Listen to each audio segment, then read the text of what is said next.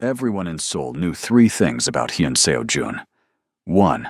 He ran an empire from a wheelchair with more power than most men had standing. 2. He was connected to things polite society did not mention out loud. 3. He did not smile. Ever. Not at victories. Not at family dinners. Not in 20 years. His penthouse was museum quiet. His life was perfectly controlled. Then Lydia Desta became his 7th housekeeper in 14 months and committed the ultimate crime. She talked. About everything. About nothing. About the weather, her sister, and why his apartment looked like it was decorated with sadness. He told her to stop. She smiled and kept going. He tried to fire her. Somehow, she stayed. And somewhere between her 3rd week and his grandmother's ultimatum to get married, the impossible started happening. The corners of his mouth began to remember what they were built for. Hyun Seo-jun had not smiled in 20 years, 4 months, and 16 days. Not at board meetings where men twice his age stammered through presentations. Not at family dinners, where his grandmother ruled the table like a general. Not even when his company's stock hit record highs, and Secretary Yang practically bounced into his office with the news. The man simply did not smile. He sat now in his wheelchair behind a black desk that looked like it could survive a bombing, staring at his 7th potential housekeeper's resume. The agency had stopped sending people. 6 women in 14 months had quit, and the reviews they left were almost identical. Too quiet. Too cold. Too much like working in a tomb. Secretary Yang cleared his throat. "Sir, the candidate is here. Miss Lydia Desta. She's from Ethiopia. Her Korean is decent. References are clean. Send her in." The door opened. Lydia Desta walked into Hyun Seo-jun's office, wearing a black skirt, white blouse, and the kind of smile that made the room feel smaller. She had her hair pulled back, simple earrings, and she was looking directly at him. Not at the wheelchair, not at the view behind him, at him. "Good morning," she said, her accent wrapped around the Korean words like she was still getting used to their shape. "I'm Lydia. You're Mr. Hyun. This building is really tall. I counted 47 floors on the way up, but the elevator buttons only go to 45, so I'm not sure what happened to the other 2. "Are they secret?" Secretary Yang made a choking sound. Seo-jun stared at her. Nobody asked him about the private floors. Nobody asked him anything that wasn't carefully rehearsed. "Sit," he said. She sat, folded her hands, kept smiling. "The position requires discretion," he began. "I'm very discreet. Silence during working hours. I can be quiet. No personal phone calls in shared spaces. That's reasonable. No rearranging furniture or decor without explicit permission." Lydia tilted her head. "Is that because you like things a certain way? Or because you don't like change?" The room went so quiet you could hear the air conditioning hum. Secretary Yang looked like he wanted to climb out the window. Seo-jun leaned forward slightly. His voice dropped. "Miss Desta, do you want this job?" "Yes." "Then why are you asking questions that have nothing to do with cleaning?" "Because I'm going to be in your space every day, and I'd like to know if you're particular because of preference or because of control. It helps me do my job better. Honest, direct, completely unafraid." Seo-jun had people investigated for less bold behavior. He had ended business partnerships over a misplaced word. But this woman sat across from him like they were discussing the weather. "You start tomorrow," he said, 6 in the morning. Secretary Yang will provide you with the entry codes and rules. Break any of them, and you're dismissed immediately. Understood?" "Understood." She stood, bowed politely, then paused at the door. "Also, the plant on your desk is dying. It needs less light and more water, just so you know." She left. Secretary Yang waited exactly 10 seconds. "Sir, should I call the next candidate?" "No, she'll do. But I know what she did." Seo-jun turned his chair toward the window. "She's either brave or stupid. Either way, she won't be boring." The next morning, Lydia arrived at 5:53. She met Secretary Yang in the lobby, received a tablet with 72 rules, 11 emergency contacts, and a floor plan of the penthouse that looked more complicated than it needed to be. Mr. Hyun is very private, Secretary Yang explained, as they rode the elevator up. He doesn't like small talk. He doesn't like noise. He especially doesn't like people hovering. Got it. Private. Quiet. No hovering. The previous housekeepers, they found it difficult. He's not unkind. But he's cold? Secretary Yang winced. Focused. The elevator opened directly into the penthouse. Lydia stepped out and tried not to react. She had cleaned houses before, nice ones. But this was different. Everything was gray, or black, or white. The furniture looked expensive and uncomfortable. There were no pictures on the walls. No plants except the dying one from yesterday. The whole place felt like a very elegant waiting room. He's in his office, Secretary Yang whispered. Don't disturb him before 9 unless it's an emergency. The kitchen is stocked. He takes coffee at 7, black, no sugar. Meals are in the binder on the counter. Any questions? Does he eat breakfast? He works through breakfast. That's not what I asked. Secretary Yang blinked. I'll leave you to it. He left. Lydia stood in the massive, silent penthouse and made a decision. She pulled out her phone, set a timer, and got to work. By 7, she had cleaned the kitchen, dusted the living room, and started a pot of coffee that filled the space with something that actually smelled like life. She poured a cup, black, no sugar, and walked to the office. The door was half open. Seo Jun sat at his desk, eyes on 3 monitors, fingers moving across a keyboard. He was dressed in all black. His hair was perfect. His expression was carved from stone. Lydia knocked on the doorframe. He didn't look up. Leave it on the table. She set the coffee down, turned to go, stopped. The sun is really nice this morning, she said. His fingers paused on the keyboard. Excuse me? The sun. It's coming through the east windows. Very orange. Thought you should know. Why? Because you've been staring at screens, and sometimes it's nice to look at something else. Now he did look up. His eyes were dark, unreadable. Are you always this talkative?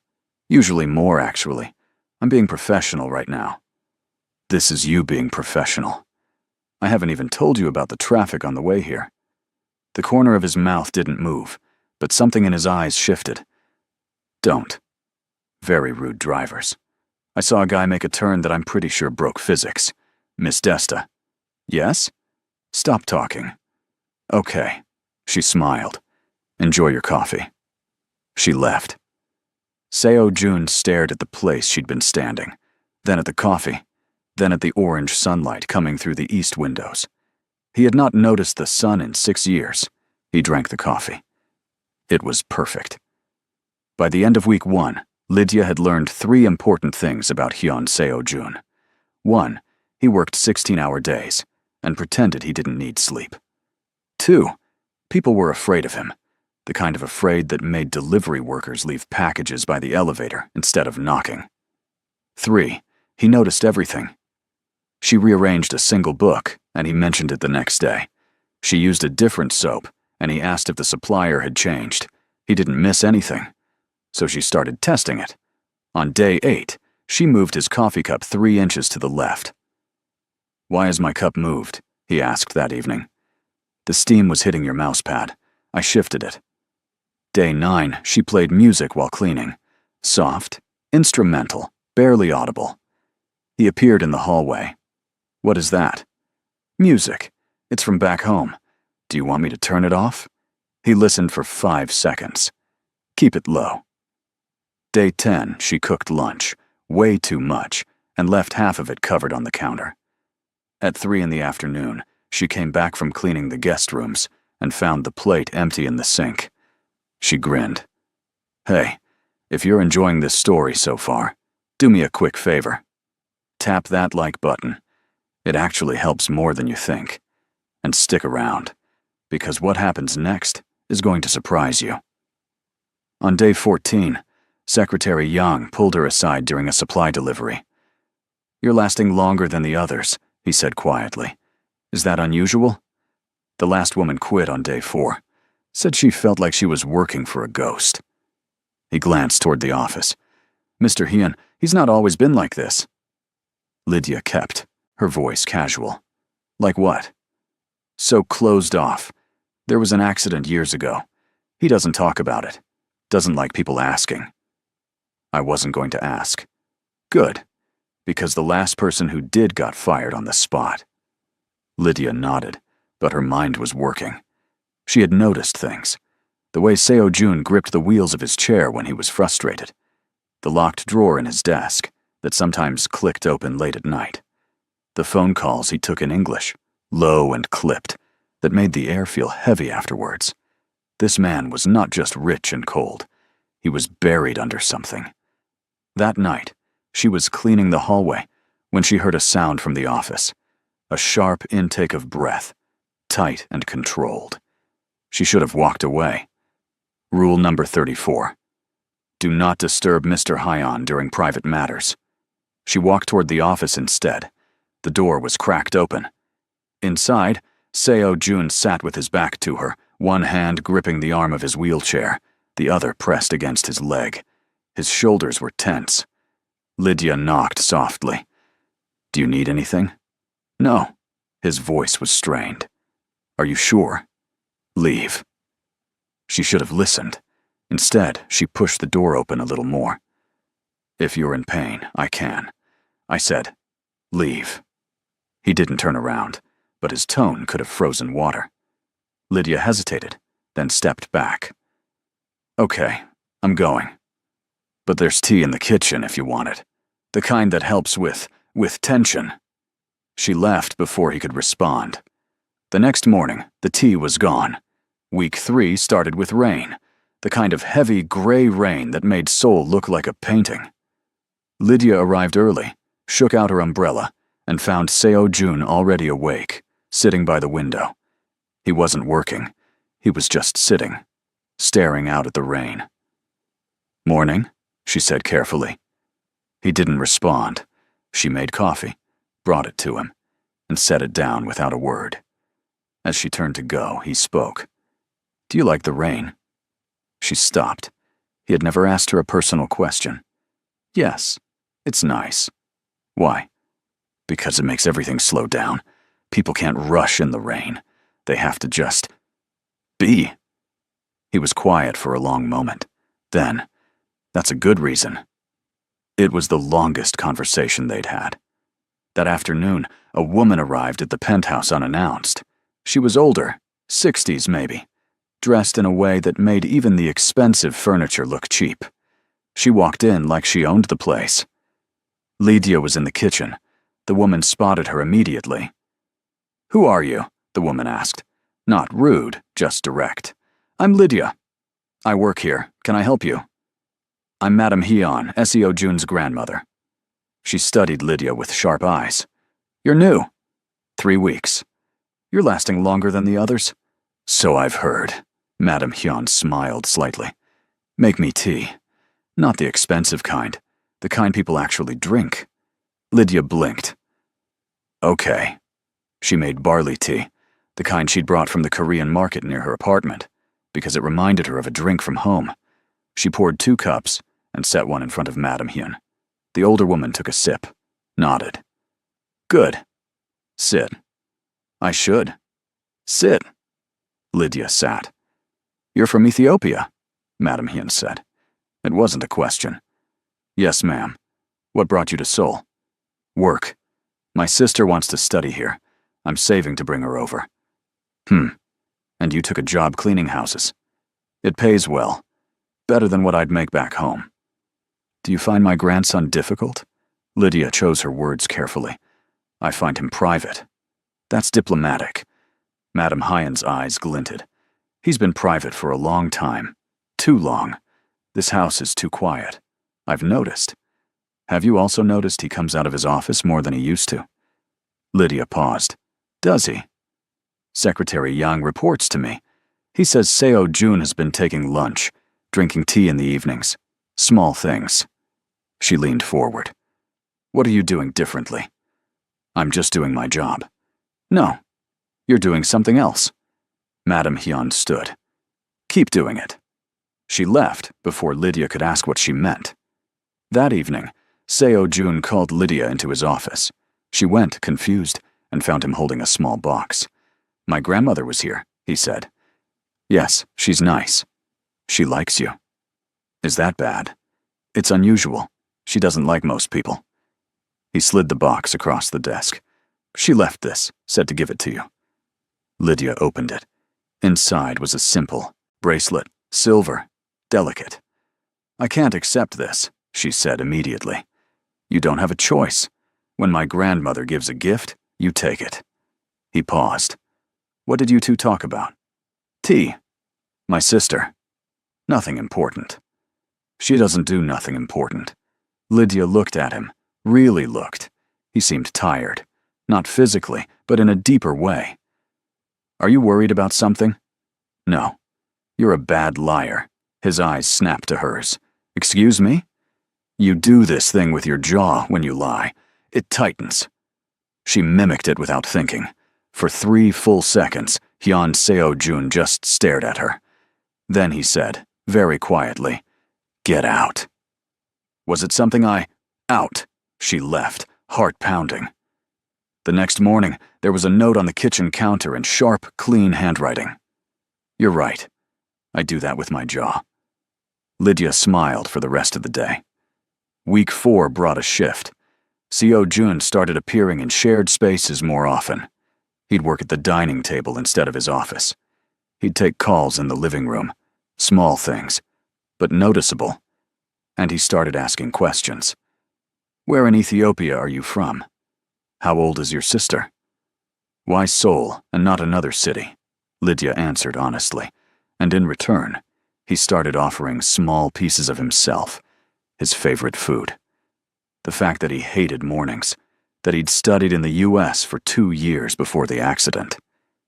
He never mentioned what the accident was. She never asked. But one evening, while she was cooking dinner, he rolled into the kitchen and watched her work. You don't have to cook for me, he said. I know. But I'm cooking anyway, and it's easier to make extra. The contract says meals prepared, not shared. Are you telling me to stop? He hesitated. No. Then I'll keep doing it. She set a plate in front of him. He stared at it. This is Ethiopian, he said. Yes. Doro wat. It's chicken stew, very common back home. You didn't make Korean food. You've had Korean food your whole life. Thought you might want something different. He picked up a fork, tried it, and went very still. Is it bad? Lydia asked, suddenly nervous. No. He took another bite. It's good. Really good. She beamed. My mom's recipe. I'll make injera next time. It's a bread. You eat it with. I know what injera is. Oh, have you had it? Once, years ago. Business trip to Addis Ababa. He glanced up at her. I didn't think I'd taste it again. Something in his voice made her chest tighten. Well, now you can have it whenever you want. He didn't respond, but he finished every bite. That night, Lydia called her sister. How's the job? Hannah asked, bright and excited. It's good. Different. Different how? My boss is complicated. Complicated bad or complicated interesting? Lydia thought about Seo-jun eating her mother's recipe in silence, about the way he listened when she talked, about the fact that he hadn't smiled once, but sometimes she caught him looking almost peaceful. Interesting, she said finally. Ooh, is he cute? Hannah. I'm just asking. Focus on your entrance exams. I am. I got my scores back, by the way. High enough for Seoul National University. Lydia's heart jumped. Hannah, that's incredible. I know. Which means I need to apply soon. Which means I know. I'm working on it. She glanced toward the office, where light still glowed under the door. I'll have enough. I promise. After she hung up, she sat in her small room off the kitchen and did the math again. 6 more months. Maybe 8. Then she could bring Hannah over, pay the tuition, and they'd be together. She could do this. She had to. The next day, Madame Hyon returned. This time, she didn't come alone. Lydia opened the door to find her standing with 2 other women, both younger, both dressed like they were attending a business meeting. "Is my grandson here?" Madame Hyon asked. "He's in a conference call." "Good. We'll wait." They swept in. Lydia made tea, because apparently that was her role now, and tried not to eavesdrop. She failed. "You can't be serious," one of the women was saying. "A marriage clause? At his age?" "The board is concerned," Madame Hyon replied calmly. "Seo Jun is brilliant, but he's isolated. They want stability, a family image. So you're forcing him to marry. I'm giving him options. He can choose someone suitable, or I'll choose for him." The other woman laughed. "He'll never agree. He will, because he knows what's at stake." Lydia's hand stilled on the teapot. "Marriage clause? What?" Before she could process it, Seo Jun's office door opened. He came out, saw the gathering, and his entire demeanor shifted. Colder, sharper. "Grandmother, what is this?" "A conversation." "Sit. I'm working." "You're always working. Sit." He sat. Madame Hyon gestured to the 2 women. "You remember Miss Park and Miss Choi, both from good families, both interested." Seo Jun's jaw did the thing Lydia had mentioned. "You're not serious." "I'm completely serious. The board votes in 6 months. You need a wife before then, or they'll vote to restructure your position." "Let them vote." "Seo Jun, I'm not marrying someone because of a board's opinion." "Then you'll lose the company your father built." The room went dead silent. Seo Jun's face was a mask. "You would let that happen?" "I would let you make your own choices, but I will not let you self-destruct out of pride." Madame Hyon stood. 6 months. Find someone or I'll arrange it myself." She left. The 2 women followed, both glancing back at Seo Jun with expressions Lydia couldn't read. When the door closed, Seo Jun sat motionless. Lydia should have stayed quiet, should have gone back to work. Instead, she said, "That was intense." His head snapped toward her. "How much did you hear?" "Enough." And it sounds like your grandmother is very determined. She's manipulative. She's worried. You don't know her?" "I know she came here twice in 4 weeks. That's not manipulation. That's care." He stared at her. "You have an opinion on everything." "Usually, yes. It's exhausting. So I've been told." She picked up the tea tray. "For what it's worth, marrying someone you don't know sounds terrible. I hope you find a better option." She left him sitting there. What she didn't see was the way he watched her go, something shifting in his expression. What she didn't know was that she'd just given him an idea. A terrible, brilliant, completely insane idea. 3 days after Madame Hyon's ultimatum, Seo Jun worked until 2 in the morning, slept for 3 hours, and made a decision that would have seemed impossible 6 weeks ago. He was going to ask his housekeeper to marry him, not romantically, not emotionally, contractually. It made perfect sense in the coldest, most logical way. Lydia needed money for her sister. He needed a wife in name only. She was already living in his space, already knew his routines, and most importantly, she didn't look at him with pity or fear or calculation. She just looked at him like he was a person who happened to be in a wheelchair. That alone made her better than every option his grandmother had paraded through. He spent the morning working out terms, compensation, timeline, expectations. By noon, he had a contract drafted. By evening, his nerves, something he hadn't felt in years, were trying to surface. He ignored them. At 8, he called Lydia into his office.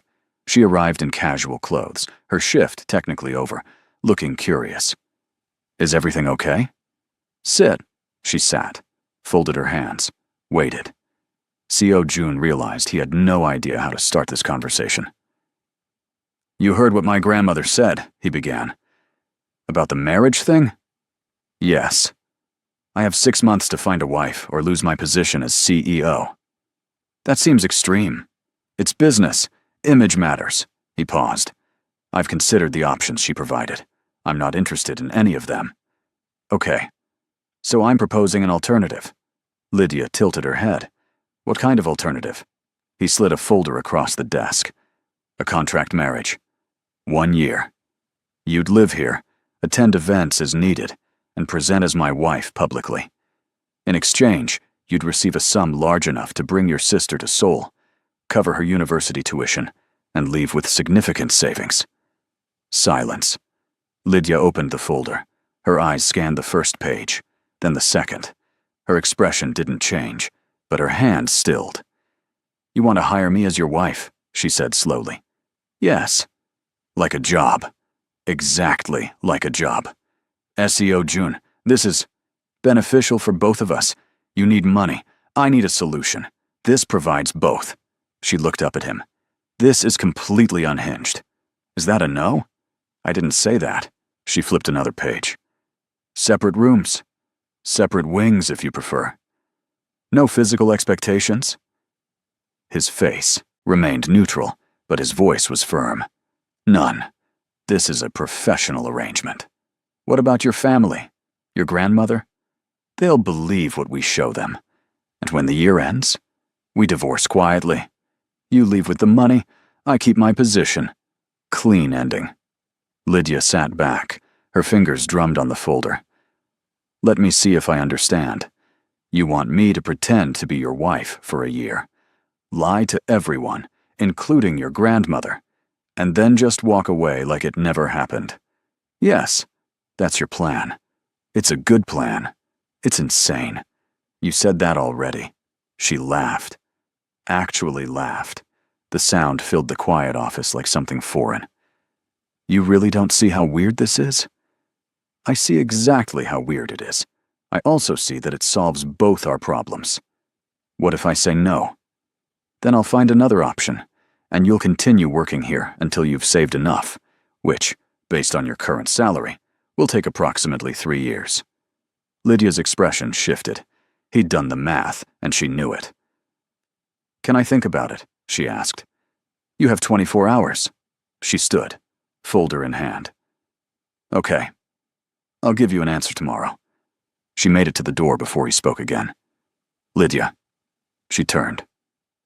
I know it's strange, he said quietly, but I wouldn't ask if I didn't think you could handle it. Something in her eyes softened. I'll think about it.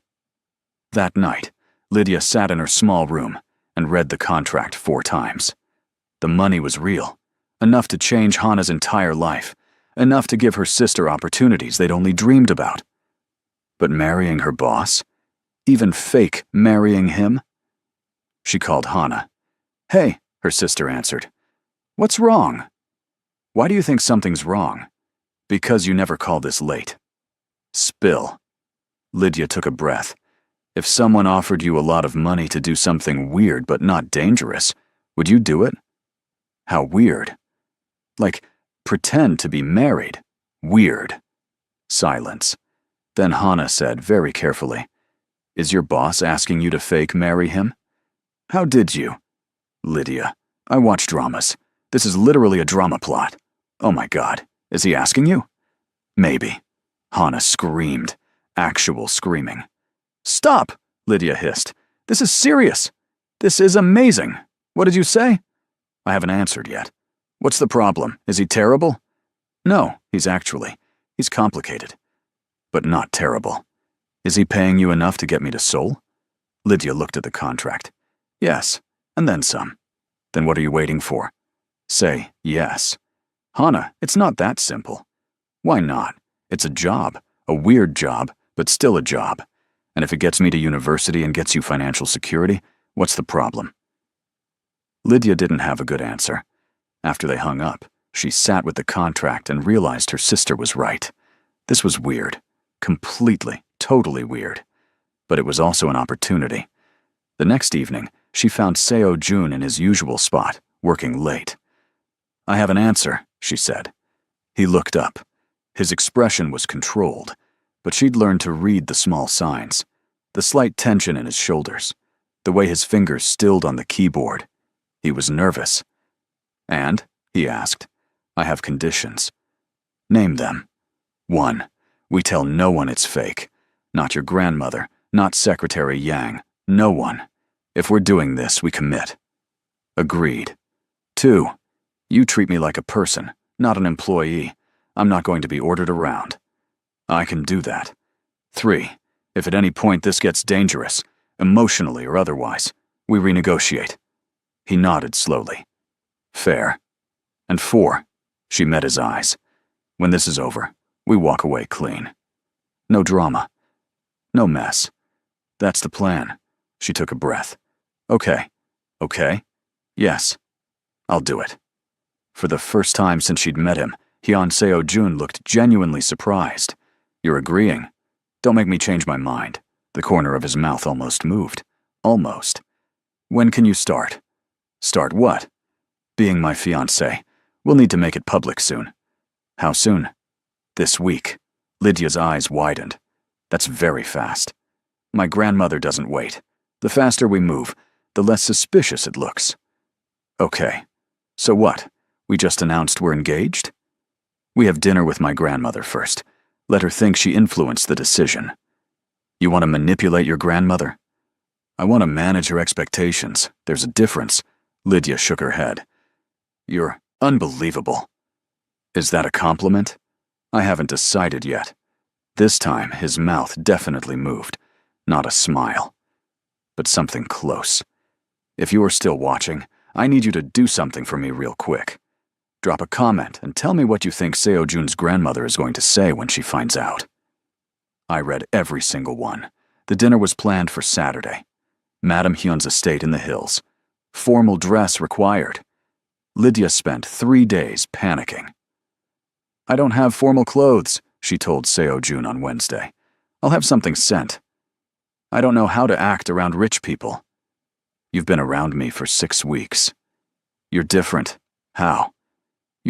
I don't know. You're weird rich. They're intimidating rich. He almost smiled again. Just be yourself. Myself got kicked out of a nice restaurant once for asking too many questions about the menu. Then ask fewer questions. That's terrible advice. Thursday, a dress arrived. Black, simple, elegant. It fit perfectly. Friday, Secretary Yang gave her a briefing on family members. Names, positions, who to avoid, who to charm. Mrs. Hyun's younger brother will be there, he said. He's going to ask invasive questions. Just smile and deflect. Deflect how? Say something vague and change the subject. I'm bad at vague. Then say something charming. I'm better at that. Saturday arrived. Seo-jun's driver picked them up at 5. Lydia wore the black dress. Seo-jun wore a dark suit. They looked like they were attending a funeral. Nervous? He asked as the car wound through the hills. Terrified. Don't be. You've already met her. She likes you. She liked me as the housekeeper, not as the fake fiancé. She doesn't know it's fake. That makes it worse. He glanced at her. You can still back out. And lose the opportunity to see you squirm through a family dinner. Never. He actually huffed, almost like a laugh. I don't squirm. Everyone squirms around family. I don't. 20 minutes later, they arrived. The estate was huge, not modern like Seo-jun's penthouse. Old, traditional, the kind of place that had history in the walls. Madam Hyun met them at the entrance. She looked at Lydia, then at Seo-jun, then back at Lydia. You're wearing the bracelet I gave you, she said. Lydia touched her wrist.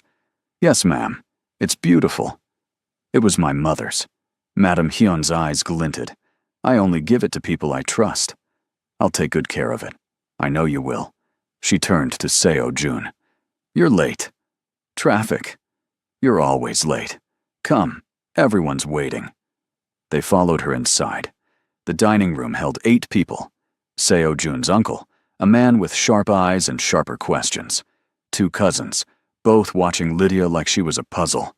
An aunt who smiled but didn't mean it.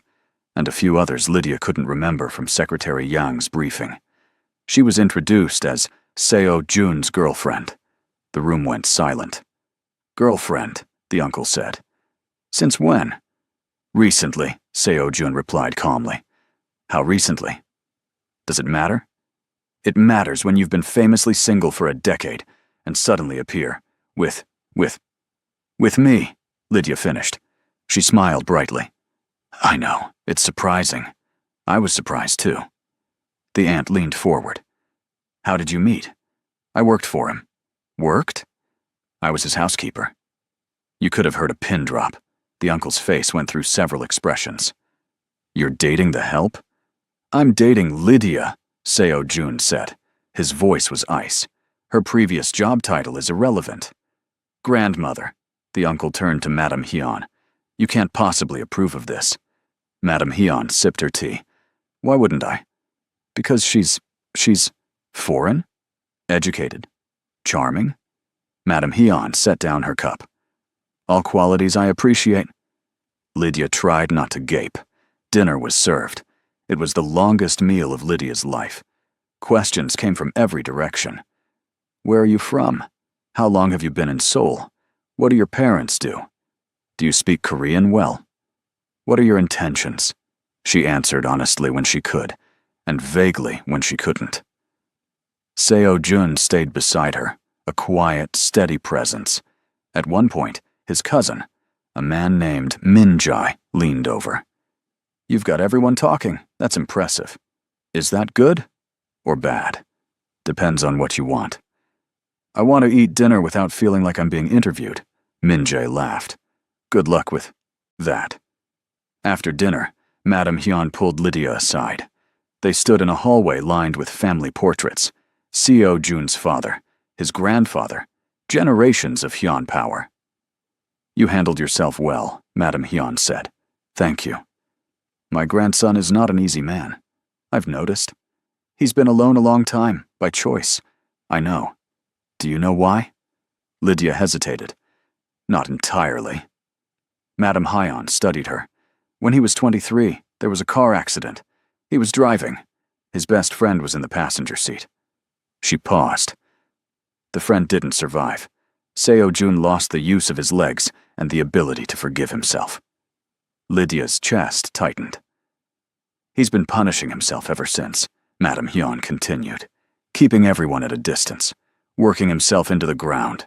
I've watched him disappear into that penthouse, and I couldn't reach him. She looked directly at Lydia. But you did. I didn't do anything. You made him come out of his office. You made him eat meals. You made him notice the sun. Madame Hyun's voice softened. That's not nothing. Lydia didn't know what to say. Whatever is between you two, Madame Hyun said, real or complicated, or somewhere in between, don't let him retreat again. Promise me that. I promise. They returned to the dining room. Seo Jun was waiting by the door, his expression unreadable. On the drive home, he was quiet. Your grandmother told me about the accident, Lydia said gently. His hands tightened on the armrest. Did she? I'm sorry. That must have been horrible. It was a long time ago. Doesn't make it less horrible. He turned to look out the window. I don't talk about it. Okay. Most people push. Try to get me to open up. I'm not most people. He glanced at her. Something in his face shifted. No, you're not. They rode the rest of the way in silence, but it wasn't uncomfortable. The engagement was announced 3 days later. Secretary Yang handled the press release. Simple, clean. Hyun Seo Jun, CEO of Hyun Group, is engaged to Lydia Desta. Private ceremony planned. The response was immediate. News outlets picked it up. Social media exploded. Half the comments were supportive. The other half were vicious. Gold digger. Foreigner. What does she want from him? Lydia made the mistake of reading them once. She didn't do it again. Seo Jun found her in the kitchen that evening, staring at her phone. Stop reading, he said. I'm not. You are. Your face does this thing when you're upset. What thing? Your eyebrows scrunch together. She touched her forehead. They do not. They do. She set the phone down. People are mean. People are always mean. Ignore them. Easy for you to say. It's not easy. But it's necessary. He rolled closer. This is going to get worse before it gets better. If you can't handle it, tell me now. I can handle it. Are you sure? She met his eyes. Yes. He nodded. Good. Because tomorrow, we're doing our first public appearance. Her stomach dropped. Where? Charity gala. Very public. Very visible. I don't know how to gala. You'll be fine. Seo Jun. Just stay close to me. I'll handle the rest. The gala was everything Lydia feared. Hundreds of people in formal wear. Cameras everywhere. Whispers following them like a shadow. She wore a deep blue dress that Secretary Yang had sent over. Seo Jun wore black again. They arrived together. The moment they entered, conversation stopped. Lydia felt every eye on them. Seo Jun's hand found hers. Breathe. I'm breathing. Good. Keep doing that. They made their way through the room. People approached. Introductions were made. Lydia smiled until her face hurt. And then Lim Tae-woong appeared. He was tall, polished, and his smile didn't reach his eyes. Seo Jun, he said smoothly. I heard the news. Congratulations. Tae-woong. Seo Jun's voice was flat. And this must be the lucky woman. Tae-woong turned to Lydia. Lydia, right? From Ethiopia? Yes. How exotic. Tell me, how does one go from housekeeping to engagement? That's quite the promotion. The insult was wrapped in politeness, but it landed like a slap. Lydia kept smiling. Well, I'm very good at cleaning. Turns out that includes cleaning up misconceptions. Tae-woong's smile faltered. Seo Jun's hand tightened on hers. If you'll excuse us, Seo Jun said coldly. We have people to see. They moved away. I don't like him, Dia muttered. No one does. Why is he here? Because he's a rival, and he's trying to undermine me publicly. Is it working? Not even close. The rest of the evening passed in a blur. By the time they left, Lydia's feet ached and her head pounded. In the car, she slumped against the seat. You did well, Seo Jun said. I wanted to punch that Tae-woong guy. So did I. Really? He's been a problem for years. What kind of problem? Seo Jun hesitated. The kind that uses every weakness he can find. My disability. Now you. I'm not a weakness, he looked at her. I know. Something passed between them. Quiet. Significant. Lydia broke the moment. So what now? Now, we go home. Rest. Prepare for the next event. How many events are there? Enough. She groaned. He almost smiled. The next morning, Lydia woke to her phone ringing. It was Hannah. I saw the pictures, her sister said immediately. You looked amazing. Also, your fake husband is very handsome. You didn't mention that. It's not relevant. It's very relevant. Have you seen his face? Hannah, I'm just saying, if you have to fake marry someone, you did well. Lydia laughed despite herself. How are your applications going? Good. I should hear back in a few weeks. Hannah paused. Lydia, are you okay? Really okay? Yes, I promise. Because this whole thing is insane. I know. But if it works, it'll work. After they hung up, Lydia sat in her room and let herself feel the weight of it all. The lies. The performance. The fact that she was living in a penthouse with a man who barely smiled, and yet somehow made her feel safer than anywhere else. This was temporary, she reminded herself. 1 year. She could do 1 year. What she didn't expect was how quickly the lines would start to blur. 2 months into the arrangement, Lydia's sister arrived in Seoul. Hannah came through the airport gates with 2 massive suitcases, a backpack that looked like it might contain her entire childhood, and a smile that could light up the whole terminal. Lydia saw her and burst into tears. They hadn't seen each other in person for 2 years. Video calls were not the same, not even close.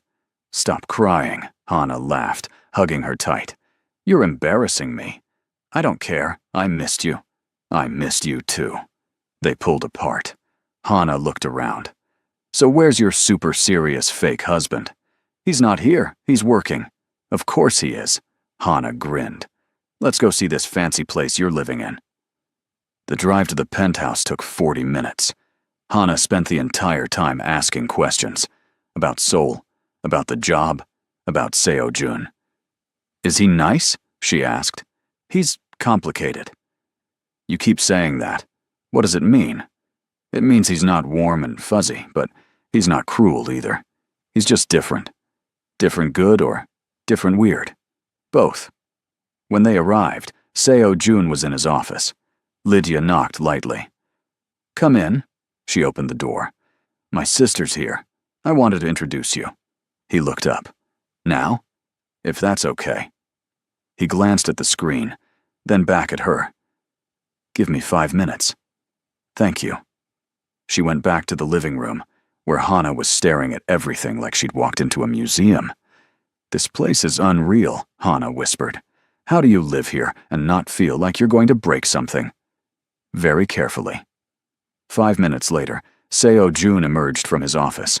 Hana straightened immediately. Lydia made the introductions. "Seo-jun, this is my sister Hana. Hana, this is Hyun Seo-jun." "Hi," Hana said brightly. "Thank you for letting me stay here. I promise I won't be a bother." Seo-jun studied her for a moment. "You're starting at Seoul National University?" "Yes, if I pass the final interview." "You'll pass." "How do you know?" "Your sister talks about you constantly. You're clearly brilliant." Hana beamed. Lydia tried not to look shocked. Seo-jun rarely gave compliments. "Do you need help getting settled?" he asked. "Oh, no, I can." "Lydia will show you to your room. If you need anything, let her know." He nodded politely and returned to his office. Hana waited exactly 3 seconds. "Okay, he's hot and nice. What's the catch?" "Hana, I'm serious. You said he was cold." "He is cold. That was, I don't know. That was him being polite." "If that's him being polite, I want to see him being warm." Lydia rolled her eyes. "Come on. Let me show you your room." The room was in the guest wing. Clean, spacious. Better than anywhere Hana had ever stayed. She dropped her bags and flopped onto the bed. "I can't believe this is real." "Believe it. How long do I get to stay?" "As long as you need." Hana sat up. "Lydia, seriously, thank you. For everything. I know this whole fake marriage thing is weird, but it's worth it. You're worth it." They hugged again. Over the next few days, Hana settled in. She explored the neighborhood, studied for her interview, and despite Lydia's warnings, she started talking to Seo-jun. A lot. Lydia came home one afternoon to find them in the living room. Hana was sitting on the couch, Seo-jun in his wheelchair nearby, and they were talking. Actually talking. "Wait, so you studied in Boston?" Hana was saying. "For 2 years. Did you like it?" "It was different." "Different good or different bad?" "Different cold. I wasn't used to snow." Hana laughed. "I want to see snow. Real snow. Not pictures." "You'll see plenty this winter." Lydia cleared her throat. They both looked up. "Hey," Hana said. "Seo-jun was telling me about Boston." "I heard." "Did you know he almost got kicked out of a library once for arguing about a book?" Lydia blinked. "What?" Seo-jun's face remained neutral, but there was something in his eyes. "It was a misunderstanding." "He argued with a librarian about translation accuracy," Hana continued, delighted, "for 30 minutes. "She was wrong," Seo-jun said simply. Lydia tried not to smile. Of course she was. Later, when Hana was in her room, Lydia found Seo-jun on the balcony. "You're good with her," she said. "She's easy to talk to." "You don't talk to anyone. I talk to you. That's different." "How?" Lydia paused. "I don't know. It just is." He looked at her. The city lights reflected in his eyes. "She reminds me of my younger cousin, before everything got complicated." "You miss that." "I miss a lot of things." It was the most honest thing he'd ever said to her. "For what it's worth," Lydia said softly, "I think you're a good person." "You don't know me well enough to say that." "I know you let my sister stay here. I know you talked to her about libraries and snow. I know you're not as cold as you pretend to be. He didn't respond, but he didn't look away either. The moment stretched. Then his phone rang. He glanced at it. His expression shifted. I need to take this. Okay. He left.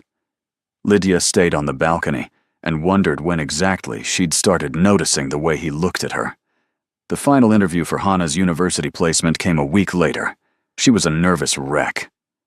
What if I mess up? She asked at breakfast. You won't, Lydia said. What if they ask something I don't know?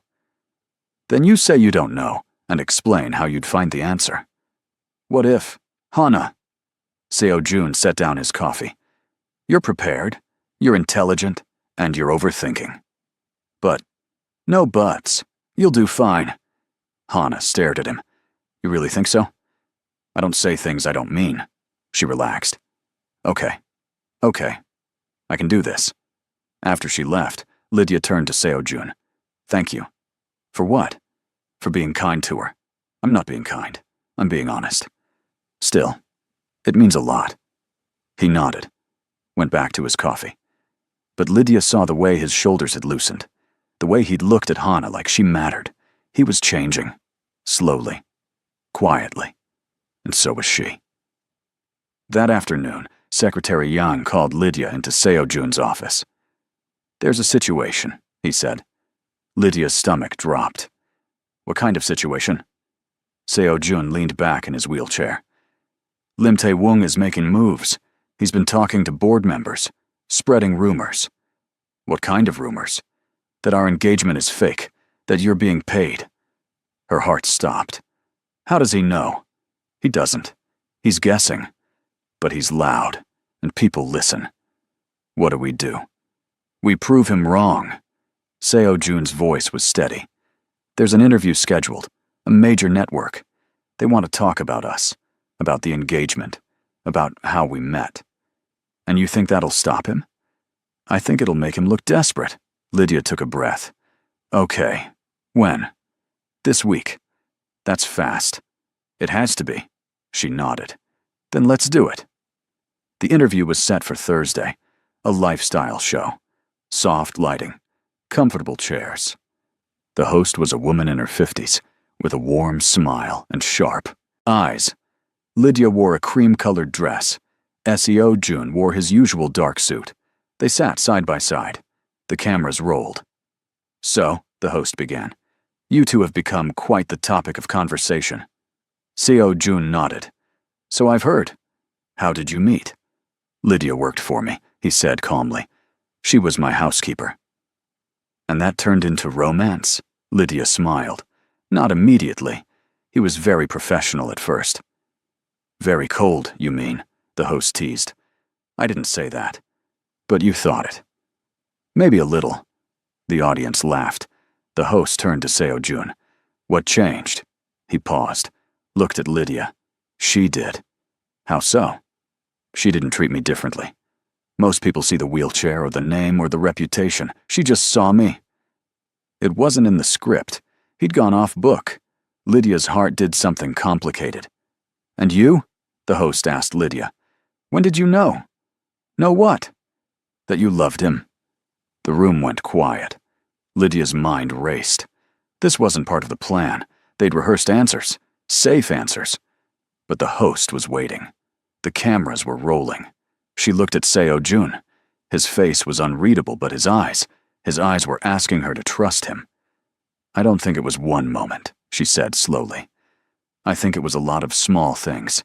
The way he listened when I talked. The way he remembered details I didn't think mattered. The way he made space for my sister without hesitation. She paused. He acts like he's made of ice, but he's not. He's just careful. And I don't blame him for that. The host smiled. That's beautiful. The rest of the interview passed in a blur. When it was over, they left through a side exit. The car was waiting. Inside, Lydia let out a breath. That was intense. You did well. I went off script. So did I. She looked at him. Did you mean it? What you said about me seeing you? He met her eyes. Yes. Oh. They rode in silence, but it wasn't uncomfortable. It was heavy with things neither of them knew how to say.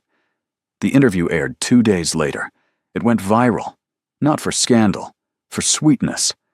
Clips circulated, comments poured in. The narrative shifted. Suddenly, they weren't a CEO and his housekeeper. They were a love story. Lim Tae-woong's rumors lost traction. Madame Hyun called that evening. "I watched the interview," she said. Lydia braced herself. "And?" "And you two are either very good actors, or something real is happening." Don't lie to me, child. I've lived too long to be fooled." But her voice was warm. "Whatever this is, I approve." After she hung up, Lydia found Seo-jun in his office. "Your grandmother called." "I know. She called me too."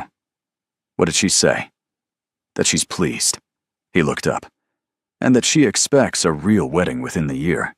Lydia's eyes widened. "What did you tell her?" "That we'd discuss it." "Seo-jun, we can't." "I know." He paused. "But we have time to figure it out." She nodded, but standing there, looking at him in the low light of his office, she realized something terrifying. She didn't want to figure it out. She wanted it to be real. A month before the contract was set to end, everything fell apart. Hana came home one afternoon, her face pale. "What's wrong?" Lydia asked immediately. "There are people outside my campus, reporters. They were asking about you, about Seo-jun, about whether the marriage is real." Lydia's blood ran cold. "What did you say?" "Nothing. I just left." "But Lydia, they know where I go to school. They know who I am." Seo-jun appeared in the hallway. "What happened?" Hana explained. His face darkened. "Pack a bag," he said to Hana. "You're staying here until this settles. I can't just—" "Yes, you can." His voice was firm. "I'll handle it." He made 3 phone calls. By evening, security was stationed outside the university. The reporters were removed, and a very polite but very firm statement was released by Hyun Group's legal team, but the damage was done. "This is because of me," Lydia said that night. She and Seo-jun were alone in the living room. "Because I agreed to this insane plan. This is because Tae-woong is desperate. It's my fault. Lydia, I should have said no. I should have—" "Stop!" He rolled closer. "This is not your fault. Do you understand me?" She looked at him. His face was serious, determined. "I brought you into this," he said quietly. "If anyone's to blame, it's me. You gave me a choice, and you made it. And now I'm going to protect you, both of you. How? By ending this the right way." Her heart sank. "What does that mean?" "It means we go public. We tell the truth. Seo-jun, if we do that, you lose everything. Not everything. Your position, the company, your grandmother's trust. I'll figure it out." "No," she stood. "No, we're not doing that." "Then what do you suggest?" "We finish the contract. We keep going. We don't let him win." He stared at her. "You're willing to keep doing this?" "Yes." "Why?" "Because I don't want it to end. Because somewhere along the way this stopped being fake. Because I think I'm falling for you, and I don't know how to stop." She didn't say any of that. Instead, she said, "Because we made a deal, and I keep my promises." Something in his expression cracked, just slightly. "Okay. Okay? We keep going." She nodded. But that night, lying in her room, she knew the truth. This wasn't about the contract anymore. This was about something much more dangerous. The next few weeks were tense. Seo-jun increased security. Hana stayed close to home, and Lydia tried to pretend everything was normal. But it wasn't, because Seo-jun started doing things he'd never done before. He asked her to have breakfast with him, not because it was part of the act, just because. He watched movies with her and Hana in the evenings. He laughed, actually laughed, at Hana's terrible jokes and Lydia's stories and the way they argued about which Korean drama was the best. One night, Hana fell asleep on the couch. Lydia covered her with a blanket. "She's happy here," Seo-jun said quietly. "She is," Are you? Lydia looked at him. Yes. Good. They sat in silence. Then Seo Jun said, I need to tell you something. Her heart skipped. Okay. The contract ends in 3 weeks. I know. And when it does, you're free to leave. Take the money. Start over. I know that too. He looked at her. Really looked. What if I don't want you to leave? The world stopped. What? She whispered. What if I asked you to stay? Not as part of a contract. Not as a fake wife. Just stay. Seo Jun. I know this is complicated. I know I'm not easy. But somewhere along the way, this stopped being an arrangement. His voice was raw. You made me laugh, Lydia. You made me feel human again. And I don't want to lose that. Tears pricked her eyes. You're serious. I've never been more serious. But your grandmother, the company, everything we've built on lies. We'll tell the truth. We'll deal with the fallout. Together. Together. If you want. She didn't answer with words. She crossed the space between them and kissed him. It was soft.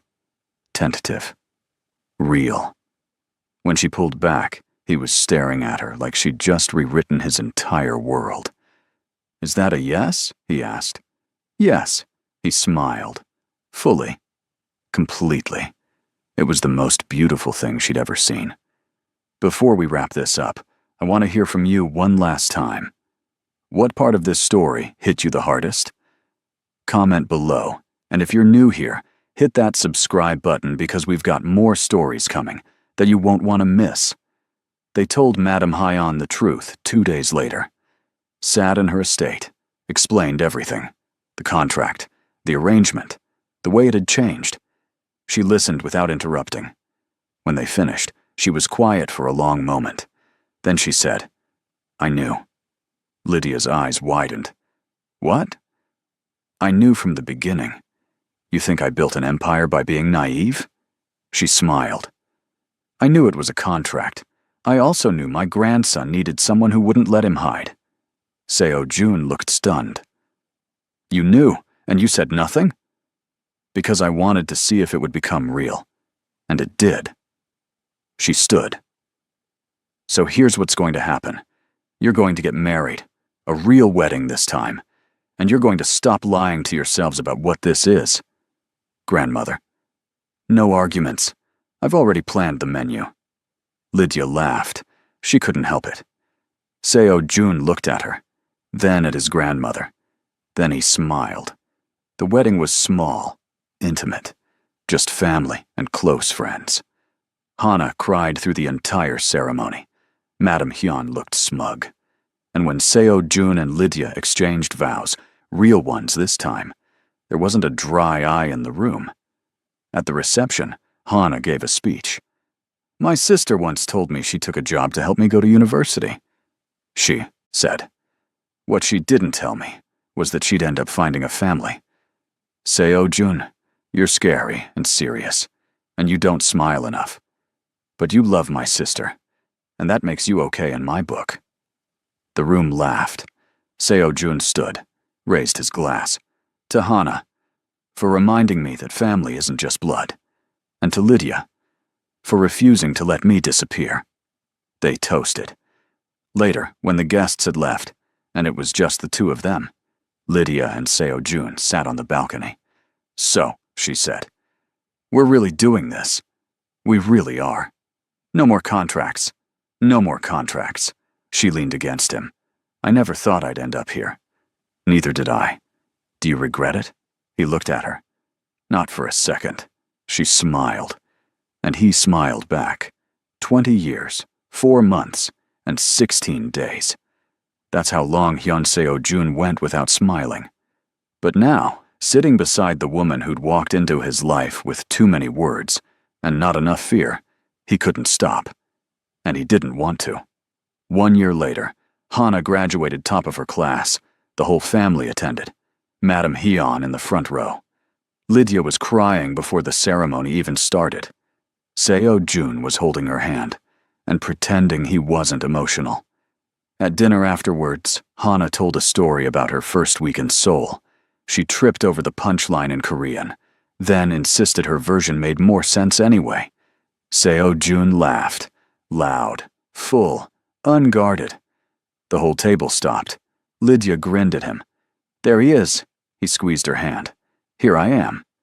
And for the first time in 20 years, Hyun Seo-jun wasn't hiding. He was home. If you made it this far, thank you for sticking with this story. Drop a comment letting me know what you thought. And don't forget to subscribe because we've got so many more stories like this coming your way. See you in the next one.